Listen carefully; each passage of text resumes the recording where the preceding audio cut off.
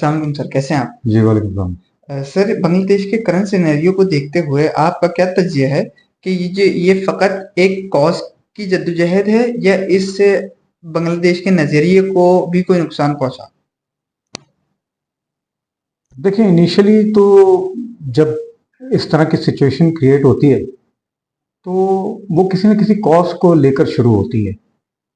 किसी न किसी ग्रीवियंस को लेकर शुरू होती है। ग्रीवियंस का जो अपना प्रॉपर ग्राउंड होता है वो सफरिंग होती है, कंटिन्यूड एक लॉन्ग टर्म सफरिंग्स जो है वो एक अल्टीमेटली रिजर्वेशन बनाती हैं, और वो रिजर्वेशन जो है वो फिर एक मिशन की सूरत, कॉज की सूरत जो है वो अगर सारे लोग उससे मुतासर हो जाएं तो वो एक इज्तिमाई कॉज बन जाती है, और वो लोग फिर किसी भी एक छोटी कॉज से शुरू करके वहाँ तक उस इशू तक पहुँच जाते हैं जो उनका ग्रीवियंस आफ्टर ऑल बना होता है। बांग्लादेश का भी इशू जो था वो यही था कि वहाँ पे जो इनिशियल स्टार्ट हुआ है वो कोटा रिफॉर्म्स मूवमेंट के नाम से इनिशियली स्टार्ट हुआ है, जिसको एक जो स्टूडेंट थे नाहिद इस्लाम करके वो उनको एड्रेस कर रहे थे, और वहाँ से वो स्टार्ट हुआ। और नतीजा ये आपने देखा कि अल्टीमेटली जो है वो पॉलिटिकल मूव उसके अंदर शामिल हुआ, और फिर पॉलिटिकल से जो अल्टीमेटली उन्होंने थ्रो आउट किया जो वजीर आज़म थी और जो उनके फाउंडर नेशन थे उनको। अब सवाल ये पैदा होता है कि जो एक नेशन इतना इस लेवल पर अपनी मूवमेंट चला चुका हो कि वो सेपरेशन तक जा चुका है, और उसके बाद फिर वो अल्टीमेटली एक स्टेट की सूरत सामने आ गया, वो अपने ही फाउंडर मेंबर्स को और उसके अपनी फाउंडर मेंबर्स की फैमिली को थ्रो आउट क्यों करेगा, एक सवाल है वो। लेकिन हमने देखा कि ये यहाँ हुआ, और जनाब मुजीबुर रहमान जो थे उनका जो स्टैचू है उसको भी तोड़ा गया और तोड़ा जा रहा है, उनकी तस्वीरें हटा दी गई हैं। और इसी तरह खालदा ये जो हसीना वाजिद थी इसको उन्होंने इंटेंगल किया और उसको भागने पर मजबूर किया, उसको सेफ हेवन दी गई और सेफ रास्ता दिया गया, और वो अल्टीमेटली भारत रवाना हो गए। तो ये जो ग्रीवियंस अल्टीमेटली फाउंडर मेंबर्स तक पहुंच गया, इतना स्ट्रॉन्ग ग्रीवियंस एक मासिव पॉपुलेशन का, एक आदमी और दो आदमी की बात नहीं, एक मासिव पॉपुलेशन ने उसका घेराव तंग किया और अल्टीमेटली थ्रो आउट कर दिया उसको। तो इतना ग्रीवियंस कैसे क्रिएट हो गया हर एक के अंदर? तो यही वो इशू था कोटा की जिसकी जो बाइफरकेशन फ्रॉम डे वन से इन्होंने शुरू की बांग्लादेशी हुकूमत ने कि 30% कोटा उन लोगों को दिया जाएगा जिन्होंने पाकिस्तान मूवमेंट में जब ये पाकिस्तान से अलहदगी की मूवमेंट स्टार्ट की तो उनको बेसिकली उनके बच्चों को और उन लोगों को 30% मुलाजमतों में कोटा दे दिया। और इट इज़ लाइक शुरू के दिनों में तो कोई 3-1 साल जो मुजीबुर रहमान साहब थे उन्होंने हुकूमत करी, और फिर अल्टीमेटली उनकी असैसिनेशन हुई। जिस तरीके से असैसिनेशन हुई वो भी सबके सामने है कि उनके महल में उनके जो भी रहने की जगह थी उस वक्त वहाँ पे बाकायदा कू हुआ, फौजी मिलिट्री कू हुआ, और उनकी बीवी और उनके बच्चे और उनकी बहुएं उनको भी असैसिनेट किया गया। उनको ये 2 बज गई थी दोनों, ये क्योंकि उस वक्त जर्मनी में कहीं थी, गॉड नोज। तो खैर उसके बाद फिर ये असैसिनेशन के बाद जो है, लेकिन कोटा सिस्टम इनका चलता रहा थ्रू आउट जो वहाँ पे। अब उससे सफरिंग ये हुई कि कोटा की जो बाइफरकेशन हुई उसमें जैसे जैसे एजुकेशन सिस्टम बढ़ा है इनका, जैसे जैसे इनकी तालीम और तरबियत के मंजिलें पास हुई, उसमें लोग मुलाजमतों से महरूम होना शुरू हो गए। यानी 56% ऑफ द कोटा जो था वो गवर्नमेंट फंक्शनरीज और उन लोगों को चला जाता था जो उनके सराउंडिंग में अपने लोग थे, रिलेटिव्स कह लें उनको, दोस्त यार कह लें उनको, वो लोग जो पाकिस्तान के खिलाफ मूवमेंट में शामिल रहे थे उनको। तो 56%, जिसमें से कुछ ऐसे शहर जिनको इतनी मराहत नहीं मिलती तो उनके लिए था 10% वेमेंस के लिए था, कुछ परसेंटेज हैंडीकैप्स के लिए था कुछ, और 30% जो उससे ज़्यादा जो है उन लोगों के लिए था जो पाकिस्तान मूवमेंट के अंदर पेश रहे पाकिस्तान से सेपरेशन के दौरान। ऐसी सूरत के अंदर जो जो टोटल मेरिट का कोटा बनता था वो 44% के करीब उनके बनता था, जिसके अंदर जाहिर सी बात है वो फिर उसके अंदर इन्फ्लुएंशियल और दूसरे लोग आ जाते। तो एक कंटिन्यूस ग्रीवियंस हर घर की थी कि उसका पढ़कर निकलने वाला लड़का जो है वो मारा मारा फिरे और ना उसको जॉब मिले और ना कोई उसको इस तरह की एलिमेंट्स उसको हो सके। नतीजा क्या हुआ, वो हर घर की सफरिंग थी। कोई भी रिवॉल्ट, कोई भी इस तरह की मूव जो है उस वक्त तक कामयाब नहीं होती जब तक वो मरहला, वो तकलीफ उस हर घर से ना गुजरी हो जिस घर से एक लड़का या एक लड़की या एक आदमी बाहर निकल रहा हो उस मूवमेंट में शमूलियत करने के लिए। तो ग्रीवियंस हर घर की जबान पे था। पिछले 71 एंड ऑनवर्ड जो है सफरिंग्स हर घर की जबान पे था। वो जानते थे कि ये जो स्टेप हुआ है जो सेपरेशन का, वो किसी भी सूरत आवाम की सोच और समझ से बालातर था। हो गया 71 एंड ऑनवर्ड सब कुछ हो गया था, लेकिन आवाम ने उसको जहनी तौर पर एक्सेप्ट नहीं किया जो इस वक्त के रिवॉल्ट से नजर आ रहा है। क्योंकि अगर जहनी तौर पर एक्सेप्ट किया गया होता तो फाउंडर ऑफ द नेशन के साथ ये कुछ नहीं होता जो अब आपने देखा। ये एक मैं असेसमेंट जो है एक बिहेवियर वाइज असेसमेंट कर रहा हूं कि ये जो बिहेवियर है कि आप अपने ही फाउंडर को तहस नहस कर दें। यहां तक है कि आप एम्बेसीज से, इंटरनेशनल एम्बेसीज से, जो जहां अमेरिकन एम्बेसी में बांग्लादेशी जो थी वहां से उस तस्वीरें हटा दी गई और लोग पहुंच गए और हर जगह से जो है मुजीबुर रहमान की और इन लोगों की तस्वीरें। तो ये इतना ग्रीवियंस इतने सालों में डेवलप हो गया लोगों और हुकूमत के दरमियान के एक दूसरे को बर्दाश्त करने की नौबत से बाहर है। और बर्दाश्त तो एक अलग चीज है कि उठाकर पटक दिया। आपने देखा कि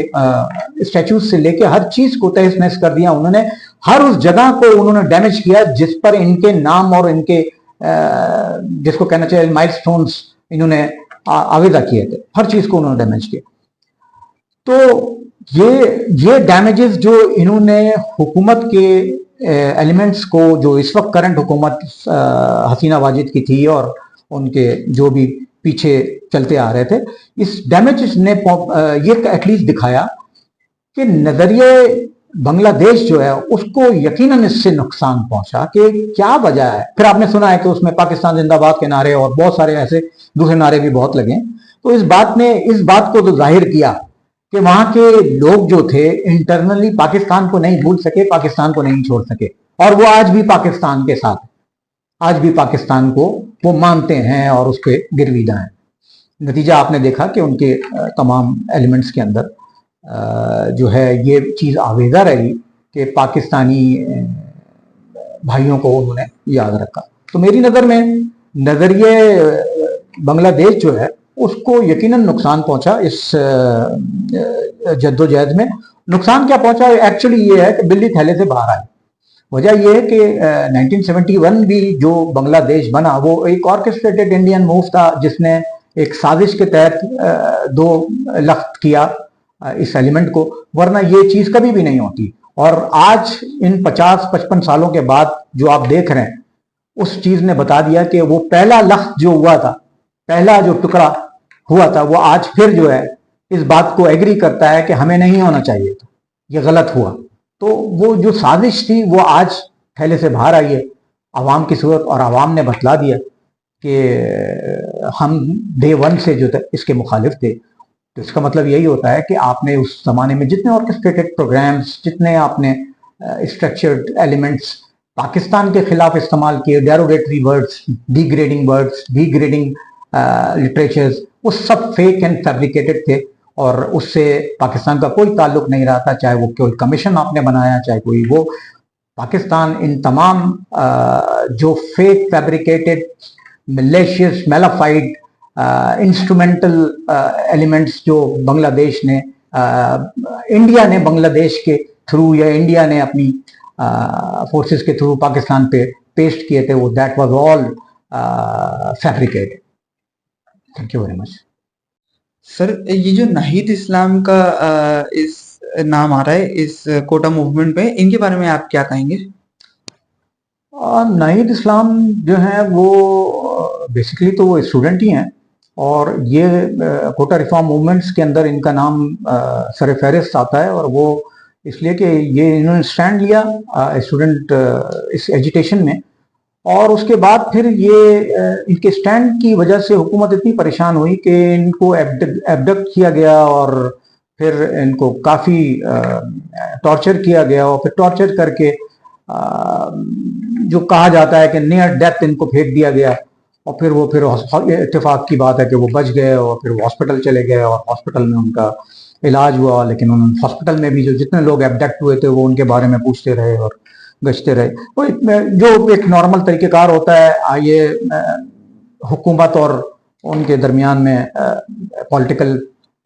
एजेंडास के दरमियान में जो इस तरह के वाक़यात आम होते हैं, कोई ये कोई नई चीज़ नहीं है। रिगार्डलेस, तो नाहिद इस्लाम जो है इसमें बहुत पेश रहे, और उनकी इस एक्टिविटी को बड़ा इंडोर्स किया गया, स्टूडेंट ने इंडोर्स किया गया, और क्योंकि वो हाईलाइट हो गए तो वो फिर उस रिफॉर्म मूवमेंट के अंदर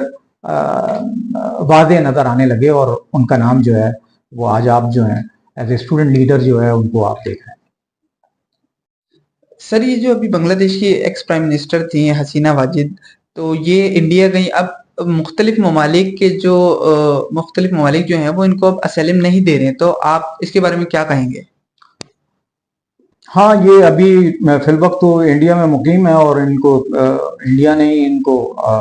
सेफ हेवन फराम किए। इन्होंने कोशिश तो की कि ये मुख्तलिफ मुल्कों में अपने असलम की रिक्वेस्ट करें, लेकिन सब ने टर्न डाउन कर दिया, और टर्न डाउन करने की वजह एक सिंपल होती है, ऐसे लोग जिनकी आवाम डिसऑनर कर देती है, तो दुनिया का कोई मुल्क राजी नहीं होता उनको एकोमोडेट करने के लिए। वजह उसकी ये होती है कि जब आपकी अपनी आवाम आपको क्रिमिनल जानती है, आपको डिस्टॉर्शन का जिम्मेदार ठहराती है, आपको तमाम जो भी हालात का सैबोटेज, जो भी चीज़ें हुई हैं, जो उनके राइट्स एंड रूल्स गदब किए गए हैं, जो उनके साथ क्रूरलिटी हुई है, अगर उसका जिम्मेदार करार देती हैं, तो दुनिया का कोई मुल्क ये अफोर्ड नहीं कर सकता कि अवामी रद्दोबदल के बावजूद वो उनको ऑनर करे, इसलिए कि अवाम का जो डिसग्रेस और डिसऑनर्ड एटीट्यूड उनके ऊपर लगा होता है, उसको अकोमोडेट करने वाला मुल्क फिर उसको अफोर्ड करेगा, उसको भी वो बियर करना पड़ेगा जो डिसरिस्पेक्ट उस आदमी को मिल रही है। तो इस वजह से वो लोग जो मुल्कों में नुकसान पहुंचाते हैं और फिर एक्सकॉन्डर बन के वो दूसरे मुल्कों में पनाह गजीर के तौर पे एसाइलम मांगते हैं, उनको आम तौर पर जो है इस तरीके से डिसरिगार्ड किया जाता है, डिसऑनर किया जाता है, ताकि उनको ये बात समझ में आए कि जब तक आपके लोग आपको क्वालिफाई नहीं करेंगे, उस वक्त तक हम भी आपको सिटीजनशिप के तौर के ऊपर एक्सेप्ट नहीं करेंगे। तो सर, आपकी तमाम बातें सुन के इसका मतलब तो फिर ये हुआ कि बांग्लादेश की अवाम ने, उनकी कौम ने अपने मुल्क के साथ वफादारी करी, और उनके हुक्मरानों ने, उनकी प्राइम मिनिस्टर ने उनके साथ वफादारी करी। इसको आप इस तरह कह सकते हैं कि इमाम हुसैन का कौल है कि वतन से मोहब्बत एन वफादारी है, और इमाम अली का कौल है कि आगाज को देखकर अंजाम समझ लो। तो जिस तरीके से आगाज किया था उसी तरीके के अंजाम पर ये लोग पहुंच गए, जिस तरीके से इन्होंने झूठ और डिसीव करेक्टर्स के ऊपर पाकिस्तान को मैलाइन करके पाकिस्तान को धोलख्त किया था। आज वो उसी नतीजे के ऊपर पहुंच गए कि उनकी अपनी आवाम ने उनको बाहर निकाल कर फेंक दिया। Thank you very much.